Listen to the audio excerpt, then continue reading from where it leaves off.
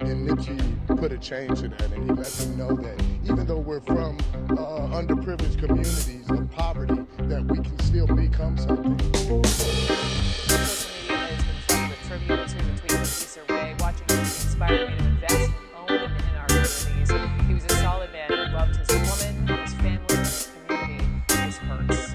As DJ Headcraft, co-host of the Ricky Smiley Morning Show, Dish Nation is with me now. And Headcraft, thank you for taking the time with me, just talking about this man. He's so loved. He's so rap and hip-hop community. He wasn't just a rapper. He was from his hometown of South LA, investing his time into money back in the community. Tell me what you know about At the end of the day, I mean, there's so much music actually transcends music, you know? Nipsey Hussle's raps and a lot of his words, they were like a call to action to listen. And you know, and you saw the results of some of the people said, it made people want to do better in their own communities. I mean, you talk about a brother right here who had the opportunity in the area of Crenshaw and Slauson, where he grew up at, and no, he kept his businesses right there. He was buying up properties on the block, and he was trying to teach and empower people to do the same thing in their respective neighborhoods all around the world. And that is something that, you know, people don't necessarily walk away from business school with, you know, like investing into yourself and your own community. And he was a big advocate of that.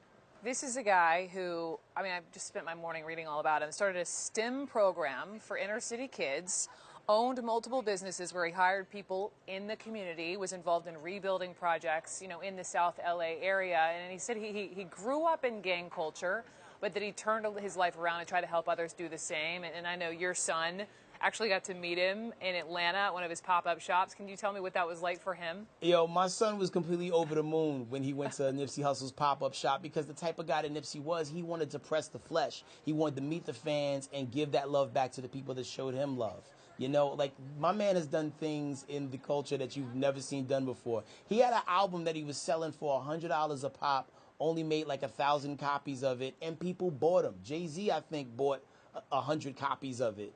And that's just, I mean, that's amazing. Who else was doing that?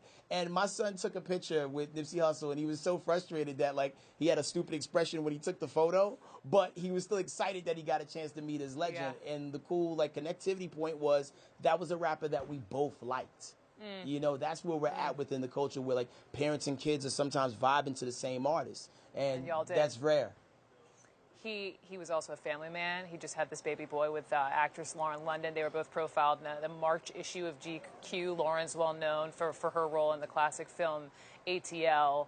For people who don't know who this man is or was, how do you think he should be remembered?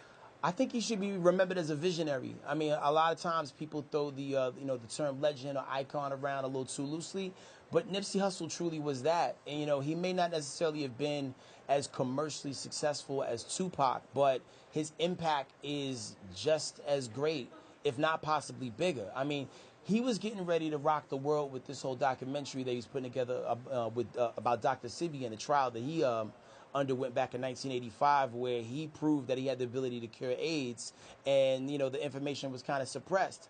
And a lot of people feel like, you know, that project he was working on made him a marked man, but you know, that's a deeper conspiracy that, you know, we don't got time for right now. But it's great to know that, you know, guys like Nick Cannon and others are looking forward to pick up Nipsey Hussle's work and continue on with it. And you could just look through social media through the hashtags, like people are. Pharrell, I saw a Pharrell tweet where he was talking about he was just shooting a video with him like the week of or the day before. You know, I just couldn't, all the people who show the love on social media.